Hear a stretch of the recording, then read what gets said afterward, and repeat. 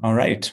It is 2 minutes after, so let's go ahead and get started. I'm Josh Cohen. I serve as head of policy at SWTCH, and I'm excited to be hosting this webinar conversation about the Federal Highway Administration's new Charging and Fueling Infrastructure, or CFI Grant opportunity.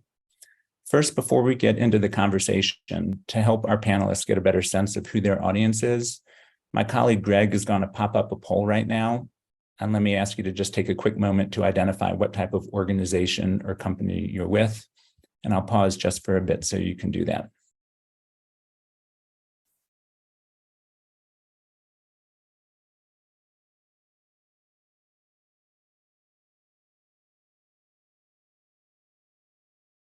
Thank you. So let me start by sharing some of our objectives here at SWTCH in presenting this webinar, which are first, for all of you to come away from this webinar with an understanding of the basics of the CFI grant and what it covers. And second, to offer you a broad enough perspective so that you can begin thinking through in a practical way how you might make the grant work for you and for your community or organization. Our panelists have a lot of substantive content to cover. We will start by covering the context behind the grant, what the grant entails, and key details you need to know about it. Then we'll dig deeper and look at this opportunity from a few different angles. We'll discuss ways in which governments, nonprofits, communities, and businesses can work together and partner on a grant like this. We'll discuss some of the benefits of partnering with an expert EV charging provider like SWTCH, and some considerations to think about when planning your charging project. And last but not least, we will talk about the critically important role of O&M, operations and maintenance, and how to keep those charging stations up and running once they're installed. For our conversation, I'm excited to be joined by a panel of 4 experts. We will kick things off with Ryan Gallantine, Policy Director for Electric Transportation at Advanced Energy United, a national association that SWTCH is a member of. Then Tim Cho, Senior Manager for Federal and Special Projects at Clean Fuels Ohio, will share his perspective on the grant as co-director of Ohio's Clean Cities Coalition. Then Stacey Siqueira, SWTCH's Bid and Utility Engagement Manager, will share some perspective about partnering with an EV charging provider and some considerations for successfully designing, deploying, and maintaining EV charging solutions. And then Walter Thorn, Head of Product at ChargerHelp, one of SWTCH's industry partners, will close out the panel by focusing on operations and maintenance. So just a few housekeeping details before we get started. First, this webinar is being recorded.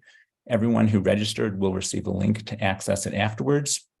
Second, we are setting aside some time at the end for Q&A. We also encourage you throughout the presentations to submit questions using Zoom's chat feature.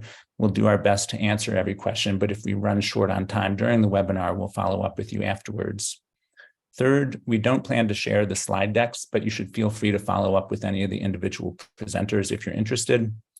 And finally, to avoid distractions, only the panelists will have their audio and video turned on. So with that, Ryan, let's get started, and I will turn it over to you to kick things off. Yeah, thanks, Josh. It's really great to be on talking about some of my favorite topics. I'm the policy director for electrifying transportation at Advanced Energy United. We're a national business association of clean energy companies working to decarbonize the energy and transportation space. So I'm going to provide, as Josh mentioned, a really high overview of the CFI program, give you some overall background, and then we'll double click into some other things. And excited to see your questions, and I'm excited to hear the different perspectives of the other panelists. So let's just dive into what this program is. So the Infrastructure and Jobs Act, the bipartisan infrastructure law from 2021, established basically 2 programs that funded and addressed EV charging. So the first one was the National Electric Vehicle Infrastructure Program, or NEVI. And that is a $5 billion program. That's a formula-based program. And then there's this other program that's sort of complementary program. It's a discretionary program, $2.5 billion over the next 5 years, that was basically announced this year as a follow-on to the NEVI funding. And what we're talking about here at the focus is publicly accessible charging. Multi-unit dwellings, other private buildings may be eligible for these chargers as long as they are still accessible for public use. So that's really the main key here for all of these programs that we're going to talk about here today, is that they need to be publicly accessible.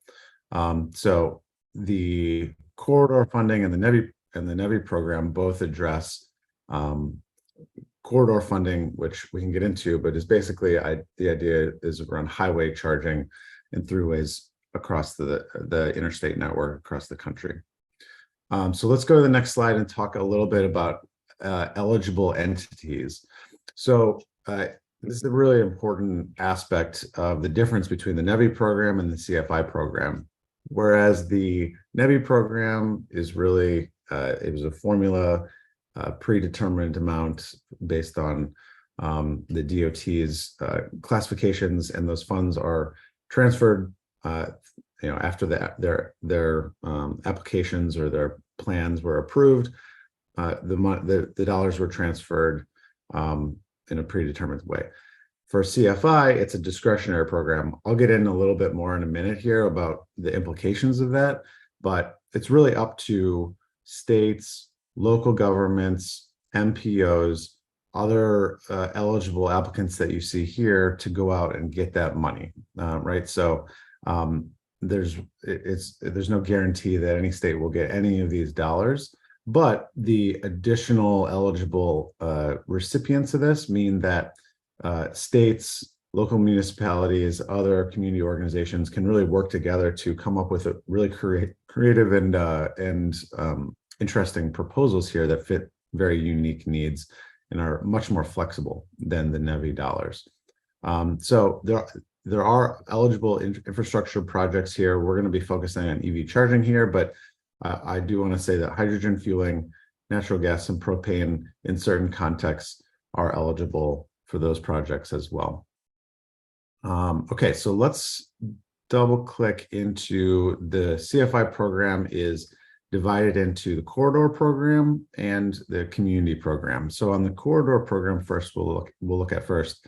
And this is really for states to support that build out of that charging infrastructure in addition to those NEVI dollars that they're getting.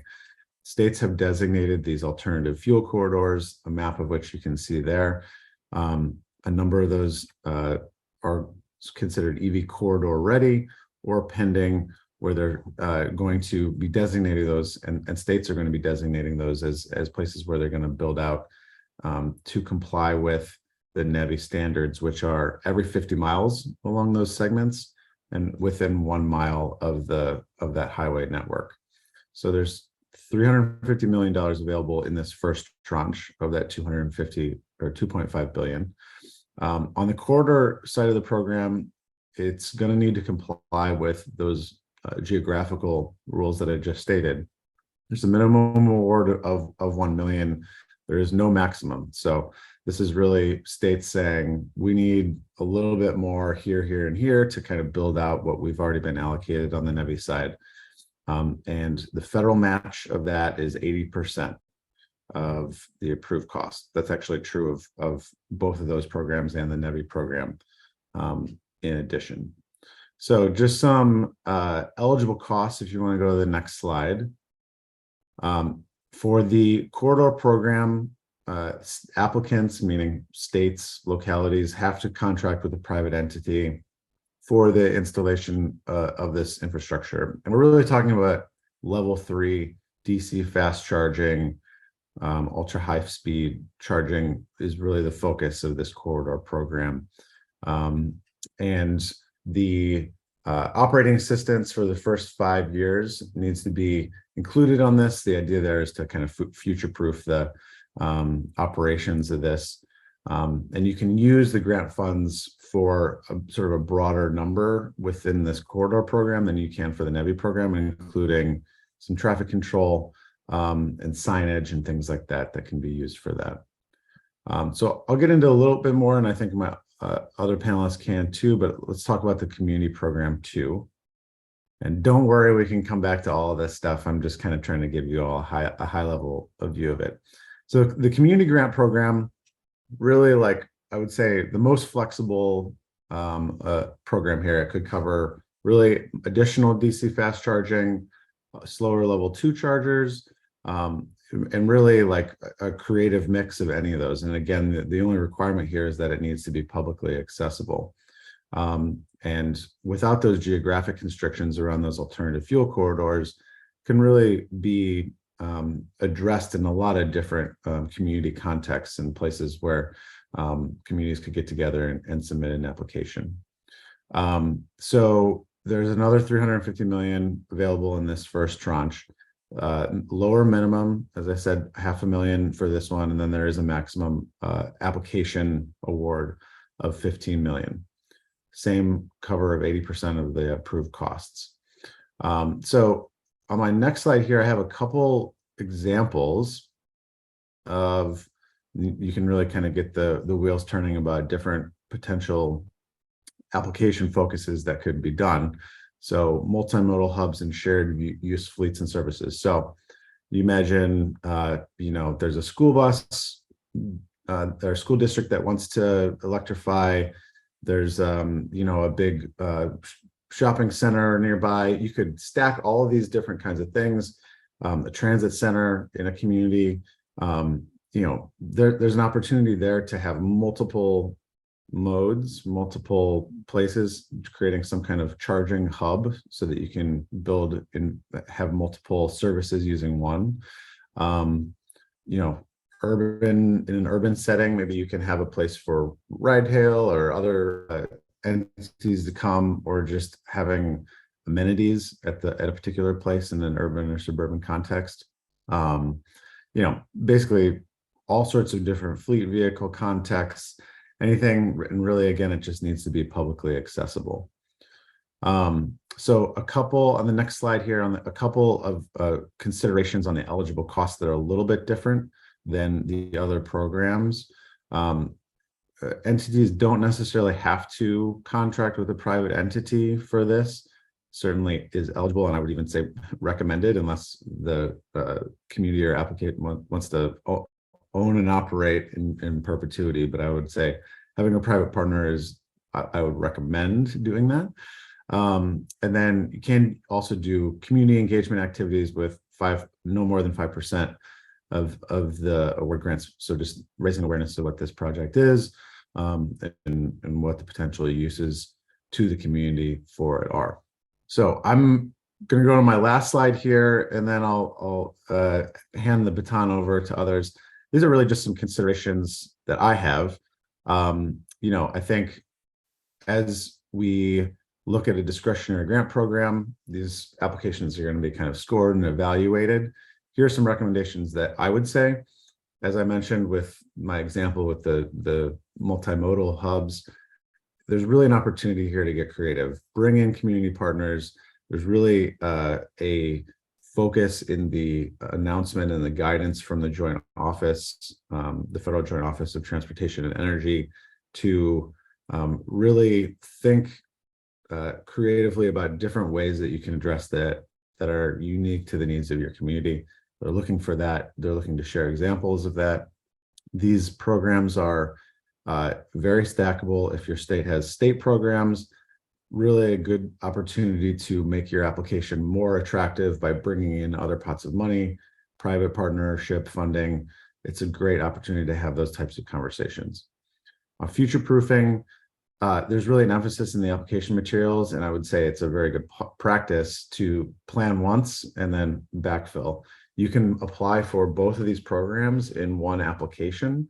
You can, continue to have it in a phased approach. That's perfectly acceptable.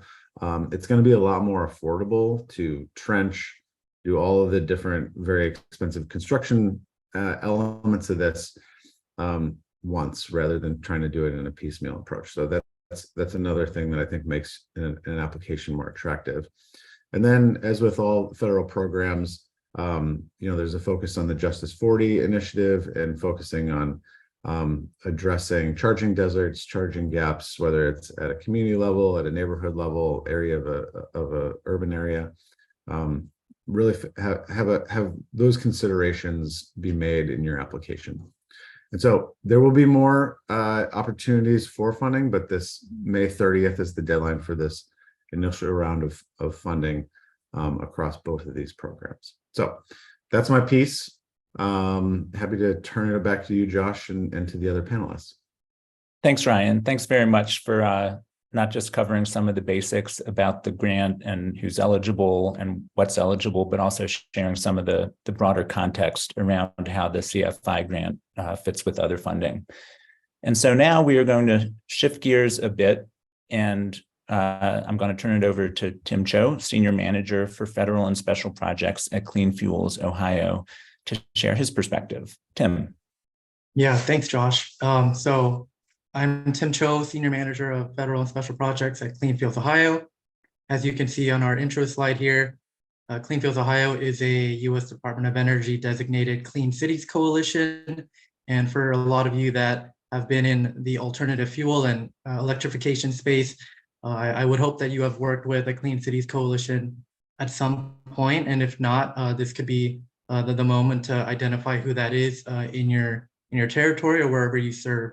And so we're essentially a statewide serving nonprofit established in 1998. So we have over 20 plus years of experience, leadership, and really demonstrating to a lot of these private and public sector fleets on what it takes to transition from your conventional fuel types and vehicles to something that's more fuel efficient, cost saving, and better for the environment. And so this slide is just meant to capture who we are, kind of the role we play in our state and in our region. We're also backed by the U.S. Department of Energy through this Clean Cities Coalition program.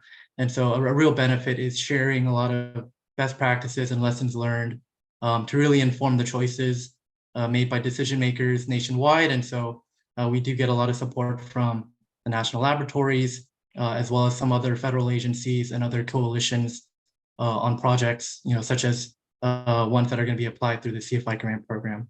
So Josh, you can go on to the next slide. And so this slide is just meant to capture some of our strengths that we've really identified over the past several years. And so since 2008, Clean Fuels Ohio has worked with numerous public and private fleets, not just in our state, but across the Midwest and in our overall region on a lot of different projects. We've secured around $58 million for alternative fuel vehicle and infrastructure deployment projects, and 4.5 million of that focused on specifically fleet educational activities and planning projects.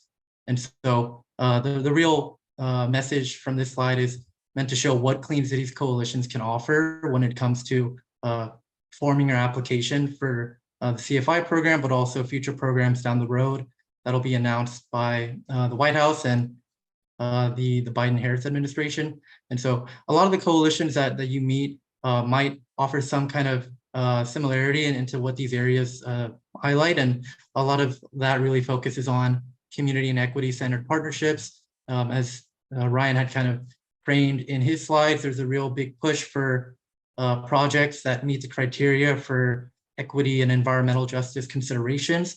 And those are going to be scored highly for a lot of applications, as well as meeting the vision goals for the project, and also criteria number 4, workforce development.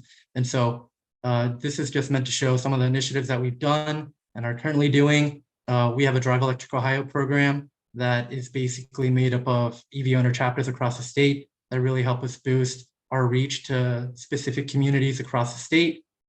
We also do a lot of work in rural areas and cities and counties, specifically through a lot of the DOE grants that we've secured since 2016. And so the real, success that we've seen for these rural projects outside of, your typical urban areas like Columbus, Cleveland, and Cincinnati is really being able to share a lot of those insights and the resources and the toolkits to be able to disseminate and replicate a lot of the lessons learned and some of the charging, deployment practices, the process that, was established from the beginning when we wanted to work with these partners in areas across the state. And so hopefully that can kind of be something that folks can mirror, not just in Ohio, but across the country. And lastly, another key criteria that we noticed on the CFI NOFO is that workforce development and job creation is a real big criteria for applications. And so while we've not really focused on specifically workforce development, a lot of the projects that we've led in the past, and I'm sure other coalitions across the country, have really spurred and boosted some type of job creation or boost to the economy, especially for the local businesses, especially if they're charging projects in these rural and disadvantaged areas. And so I guess the real benefit in working with the Clean Cities Coalition, if you're thinking about putting in an application, is to really understand how we can leverage the public-private partnership to spur some kind of workforce development growth. Maybe that's really not clear in the beginning, but it'll be something that can really take form once you realize who your partners are, realize who the supporting organizations are that'll serve the region and the communities that you're looking to deploy infrastructure in. And so that kind of takes me to my next slide here, where I'm going to talk about the CFI grant application process. And so this is just meant to highlight something that folks can take with them as they're thinking about how to finalize and write their grant application. But it's really a 6-step process that I was able to kind of narrow this down to. And whoever this message is intended for, whether it's the Clean Cities Coalition, someone that fits under the eligible applicant list, or maybe you're a charging station provider or a natural gas vehicle provider or a station provider, someone that provides some kind of solution. It's really identifying who the eligible applicant is. If you don't have one identified, you can work with your Clean Cities Coalition for example, like we've been approached by this taxi company in the Northeast Ohio region that hasn't really identified who could submit an application with them. And so we're in talks to kind of figure out if, maybe a county or a city or some kind of township can work and be a partner. And so the next step is really identifying who those partners are, who the orgs and the companies are going to be to write this application together, and then really identifying what that narrative will look like, whether it's going to be a multimodal shared use transportation application, whether it's going to serve zero emissions vehicles, corridors, specifically for like a corridor program. So that's really important to identify in the first front end of the application. And then obviously gather, share, and refine application resources.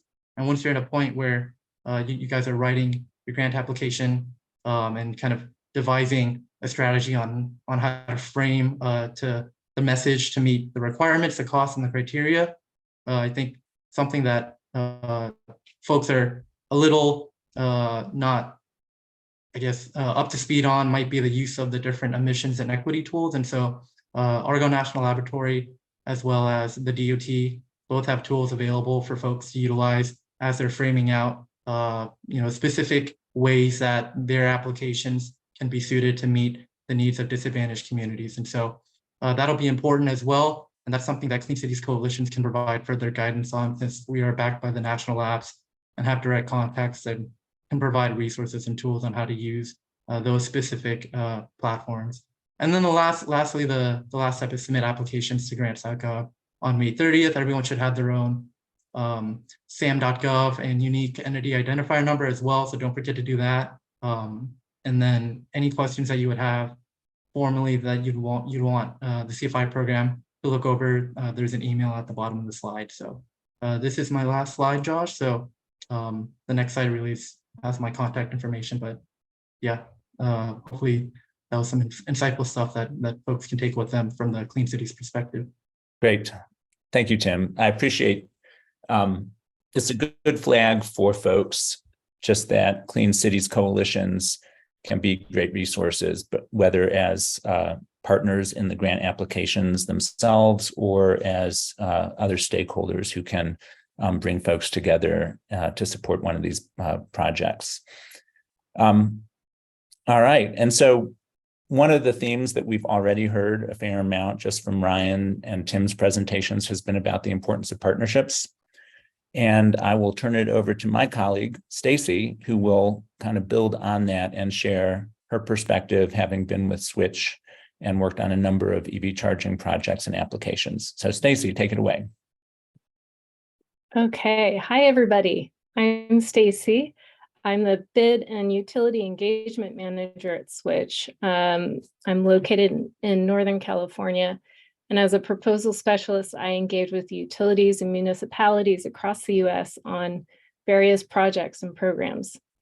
And I am proud to be representing Switch, who's already making significant inroads to bringing affordable EV charging solutions to multifamily communities in North America. Switch is driven to solve charging access problems for EV owners living in multi-unit settings, which is the most difficult sector to provide EV charging access to, and one where most EV charging occurs, which is at home.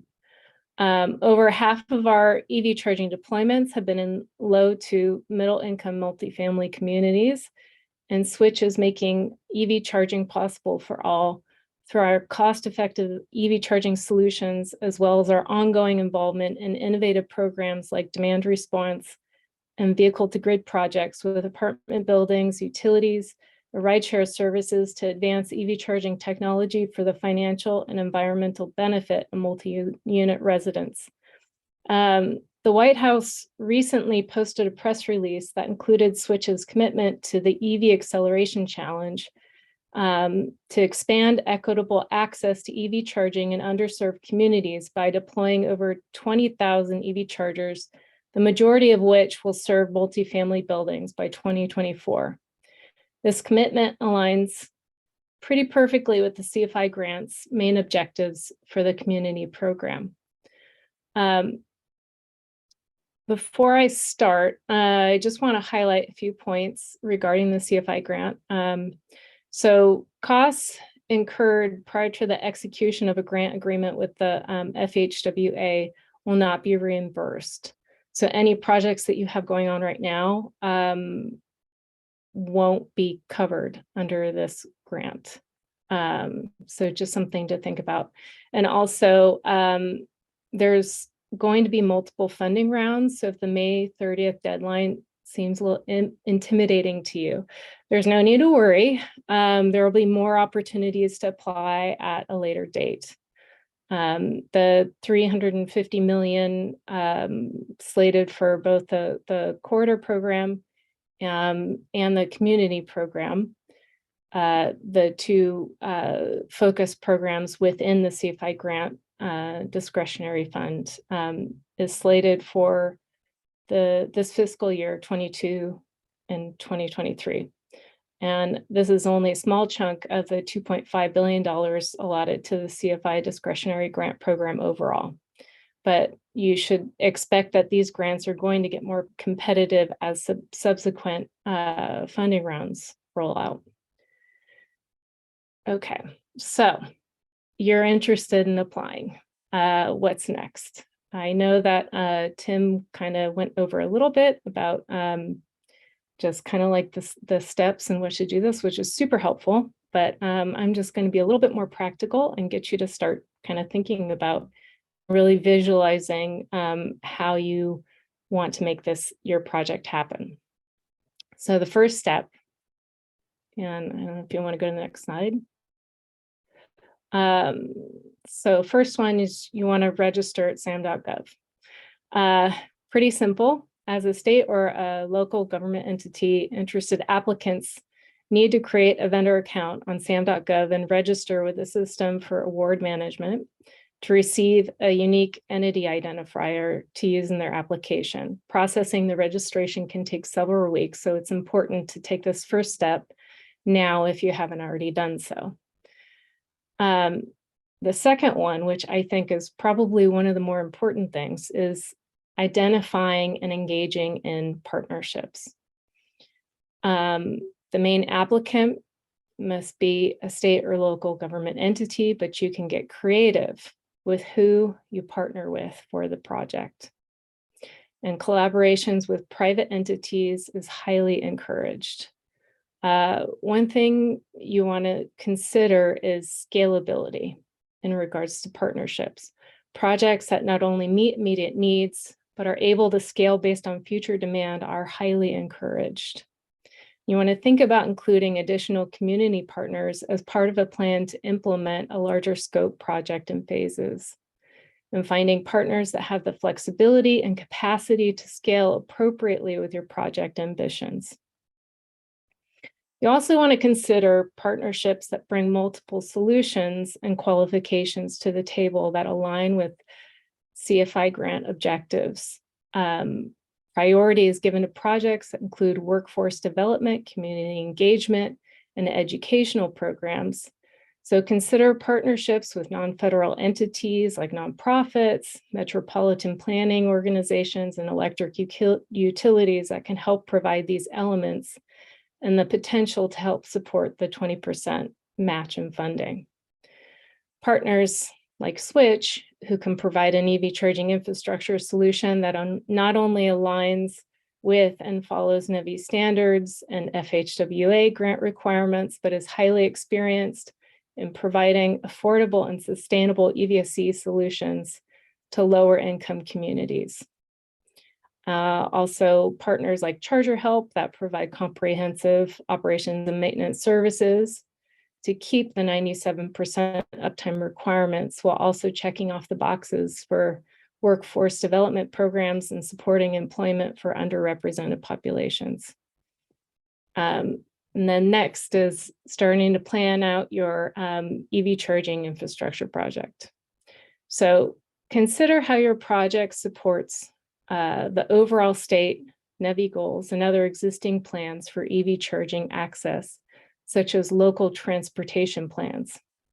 Projects must include future-proofing designs and safety considerations. And you also want to think about how big of a project scope you're looking to do. So keep in mind that the minimum award is $500,000 and a max of $15 million. And with the CFI grant awards, up to 80% reimbursement of total eligible project costs with the application, and with the partners and applicant matching at least 20%. Applicants can stack CFI grant funding with other funding sources, but you should note that the maximum federal share is 80% of project costs, and this includes CFI funding and any other federal funding, as well as state DOTs because they receive FHWA funding. For the 20% cost share, good funding sources to explore include partnerships, like I stated before, with non-federal entities like nonprofits, MPOs, and electrical utilities. So where do you want your project to be located? Want to consider is the proposed project in a Justice 40 zone. You want to think about EV charging stations that must be installed in publicly accessible locations. This includes city roads, public schools, parks, government buildings, publicly accessible parking facilities, like at multifamily properties where parking does not have restricted access. And priority will be given to applications that involve at least one of three priorities identified by the bipartisan infrastructure law: rural communities, low to moderate income communities, urban areas with low ratio of private parking spaces to houses, or high ratio of multi-unit dwellings to single-family homes. Additionally, the FHWA has identified 4 focus area categories for the community program: multimodal hubs and shared use fleet and services, urban and suburban area charging and fueling solutions, rural area charging and fueling solutions, and fleet vehicles that serve and operate in communities. These 4 FHWA focus areas categories support the BIL's 3 priorities. Grant proposals are encouraged to meet more than one of these focused area categories. So on to the next slide. Things to consider for your EV charging project. The CFI grant has no restrictions on ownership, and this gives license for creative solutions like EV charging leasing arrangements or other partners owning the stations and collecting revenue. So you can find the right ownership model to meet your budgetary and operational needs.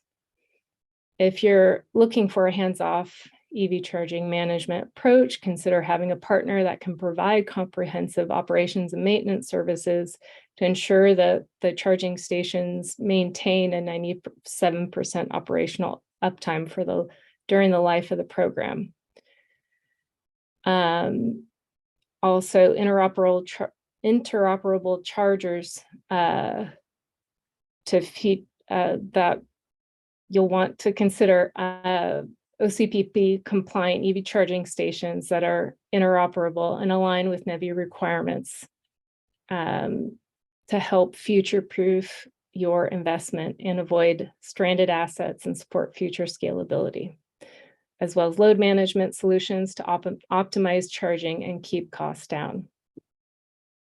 So, things to consider when submitting a winning proposal. You want to make sure that you have key partnerships to highlight the project's commitment to the CFI grant objectives like scalability, meeting NEVI and FHWA requirements, Justice 40, and community engagement.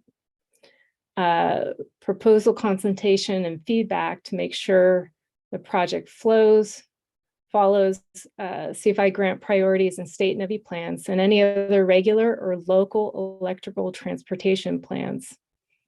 And develop proposals that satisfy more than one of the FHWA's program focus area categories. So once you've won funding, you definitely want to start preparing for successful implementation with your partners by assigning clear partner engagements and responsibilities for the length of the project. So be realistic about your capacity and partners' capacities to support the project to completion. And keep in mind what you or your partners will be responsible for as a result of being awarded grant funding. So this includes thinking about things like reporting requirements, as well as what I said before about maintaining the 97% operational uptime. And you want to make sure that you are reviewing the NEVI and FHWA guidelines and requirements to ensure projects are meeting or exceeding expectations. So I just want to kind of reiterate, if you want to go to the next slide.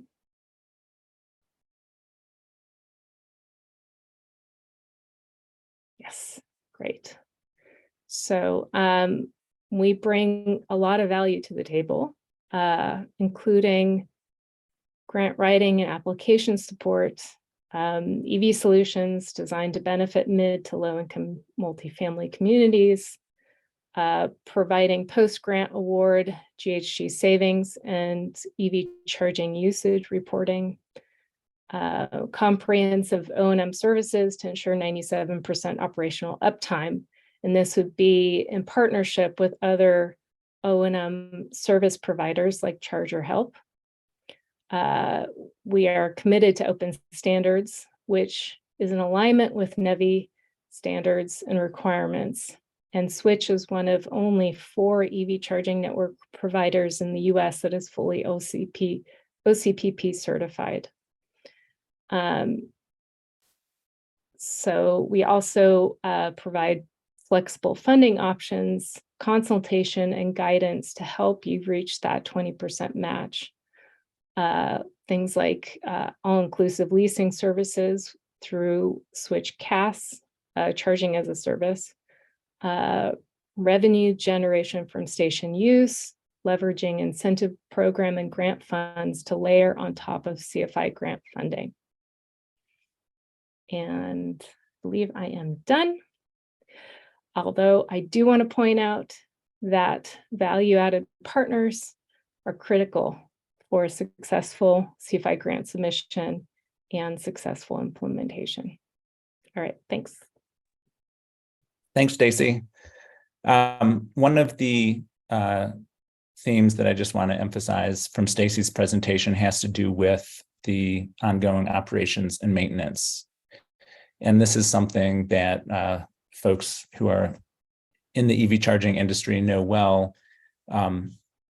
A good EV driver charging experience is not just about getting the charging stations installed and energized and online.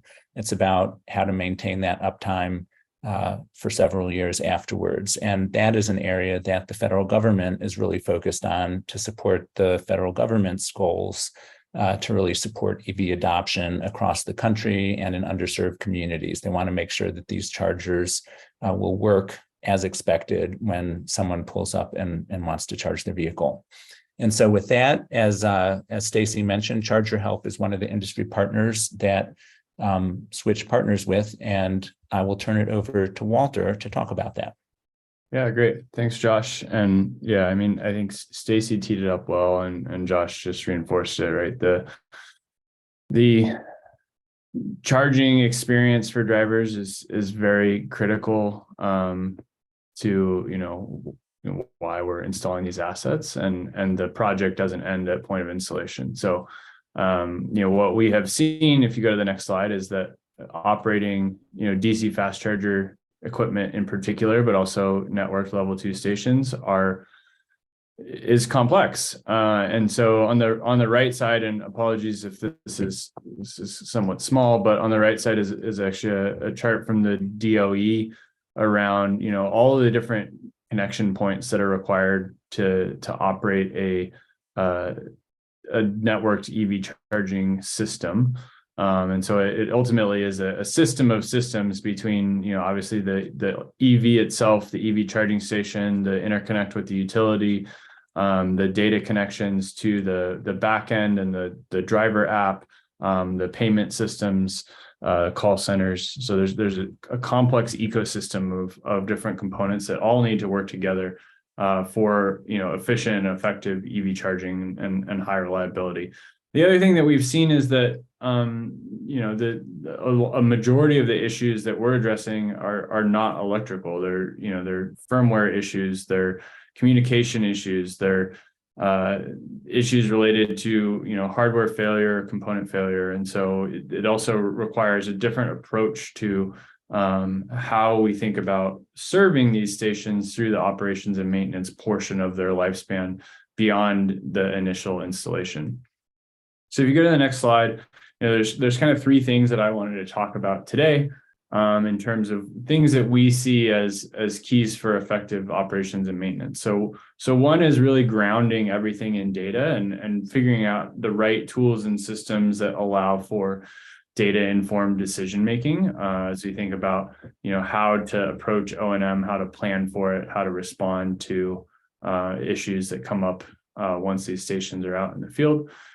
2 is how we think about field service support and making sure that we have skilled and available field service technicians that are ideally local and in from the communities that we're installing these charging stations into. So we think about, especially for these public grant opportunities, in some cases rural, in some cases underserved urban areas. How do we make sure that we have the right field service teams available to support that equipment? And then finally, thinking about the partner ecosystem and how do we collaborate? And like Switch said, we're a partner with them.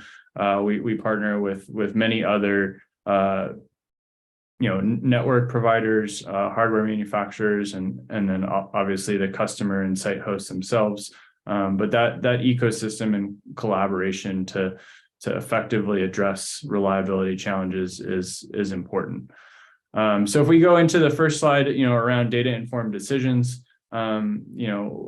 oftentimes the industry looks to network log data or reported station status for uptime. And what we found is that, while that is a helpful starting point, combining that with in-person observations can also help us make better sense of what the network data is telling us. And so, in the example on the left, we're kind of visualizing different types of data coming from the charging station. So green is the station's available, blue is it's in use. So the first row is kind of a healthy station, but we see different variations of data coming in. So yellow is, the station is not showing as available. And so, based on the in-field insights that we, capture from technicians in the field, we can start to interpret these and understand, configuration issues, communication issues, and hardware issues. And so on the data side, getting transparency and accuracy is really important to help improve, the efficiency of operations and maintenance, and also just creating a better perspective on what's happening and how to respond to it. So, what we've done, if you go to the next slide, please, we've built a software platform for, providing that 360-degree view. And really that's bringing together data from the manufacturer, the network, and then really, the in-field observation. So what is the technician seeing when they're in the field, and how do we use that to inform a view of the charging station so that we, have confidence that it is operating properly, so that we're ensuring a high quality driver experience. If you go to the next slide, a big portion of what we're doing at ChargerHelp is workforce development. And so we are helping upskill, reskill folks that are new to the clean transportation, green economy, in terms of what's needed to support EV charging stations from an operation and maintenance standpoint. So for ChargerHelp specifically, we often pick up support of these stations at point of installation. So we're working with electrician partners to get these stations, and contractors to get these stations installed. And then we have kind of 3 different tracks in terms of how we think about workforce development. And these tracks allow us to recruit from the communities where these charging stations are being installed. And so, on the reskill track, both the reskill and the EVSE technician tracks are ones that get technicians ready to go out into the field to work on these EV charging stations. In both of those cases, they're doing safety certifications to ensure that they can operate around high voltage and these electrical systems safely. And then we're doing training on, both the fundamentals of EV charging, as well as some experiential capstones. And for the full-blown EVSE technicians, we're also going through manufacturer certification processes. So they're learning and getting hands-on experience maintaining this specific equipment. What has come from this, and we're really excited about, is actually a certification standard that ChargerHelp is collaborating with SAE and a number of other industry partners around to actually formalize a credential around EVSE technician. We know that operations and maintenance is a critical part of reliable charging experiences for drivers, and we believe that a big portion of that is making sure that we have skilled and qualified technicians in these communities to support this equipment. And so we're really excited about the workforce development investments that are being made across the industry, as well as the specific projects that we're working with our partners on to get more EVSE technicians out into the field. And then lastly, just talk through quickly kind of the collaboration requirements, and Stacey, you can go to the next slide. Yeah, Stacey kind of talked about making sure that all the partnerships are lined up, and this, just as an example, just kind of laying out like what could be required, or what could happen to get from an issue being resolved or an issue being identified to being resolved, and kind of the different roles that need to be filled. And in some cases can be filled by different parties, but starting with a failed charge reported by a driver that might go into the network software provider, that has to get routed to somebody who can kind of look into the charger logs and see what's happening with that charger. And maybe they find that via that remote diagnostic, looking at those charger logs, they can't tell what the cause of that failed charge was, and so we're going to dispatch somebody out into the field to do that diagnostic work. They're going to find a failed part. And so then we need to procure that part from the manufacturer. We need to get it back out to the technician so that they can install it. And then we need them to confirm, via a test charge that resolution has been successful. And so across that 6-step process, you have in some cases 3 or 4 different parties that need to be collaborating to get to that resolution. And there's a number of opportunities for ecosystem optimization, whether it's things like spare parts strategies and thinking about what spare parts can and should be held on site versus which ones you're going to order from the manufacturer. Also thinking about things like warranty coverage, and then finally what are the SLAs that you're going to have and the contracts that you're going to have with all of these different parties, so that you, as a person making that investment in the charging infrastructure, has confidence that these different roles or activities are going to be completed in a timely manner. And so, for ChargerHelp, we offer a couple of different commercial products. We do work on kind of an ad hoc basis where we're coming out kind of on time and materials to resolve these issues. But we also have what we call reliability of the service product, where it's a fixed monthly price for unlimited field service and labor, and often includes preventative maintenance as well, to ensure that we're getting hands on these stations, catching issues before drivers do, and helping ensure that high reliability charging experience.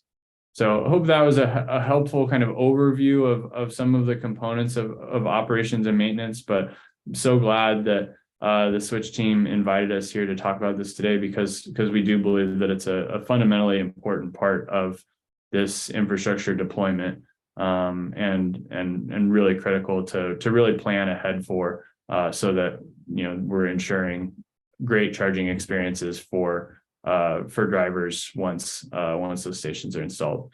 These are backup slides, but maybe just helpful for people to understand.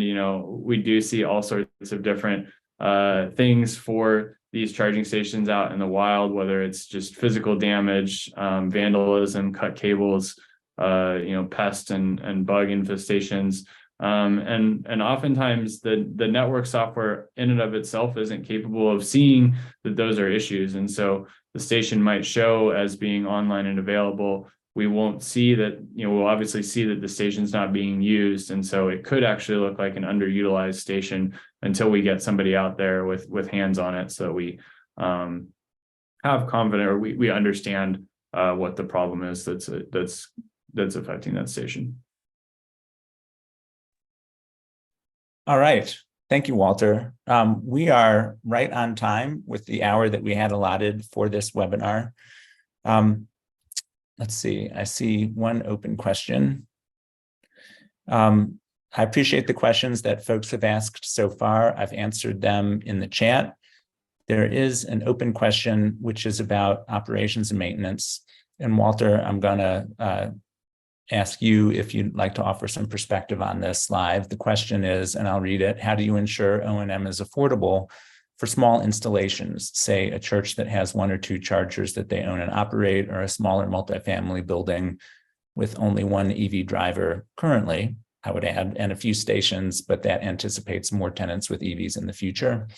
Can you speak to the affordability piece for O&M from ChargerHelp's perspective?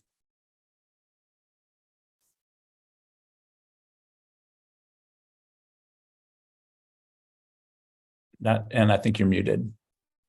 Sorry. 2 parts of how we think about that. One is kind of the commercial model, and obviously having third-party partners that can support operation and maintenance helps spread that cost across multiple customers, right? So that you're not needing to build up an entire maintenance department just to support a small installation. ChargerHelp's operations and maintenance packages do, we do price them at a fixed monthly price. So that also helps with kind of predictability and planning, which is, I think, helpful for a lot of these kind of grant-based installations.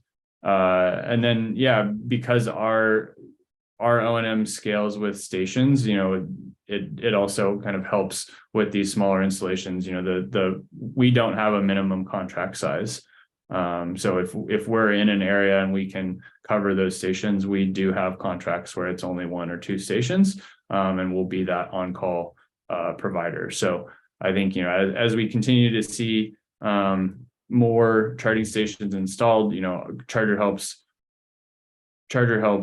coverage will continue to grow, and we're excited, just with the continued emphasis on uptime and driver experience, that we think that there will be more folks like us that are available to help support these charging stations.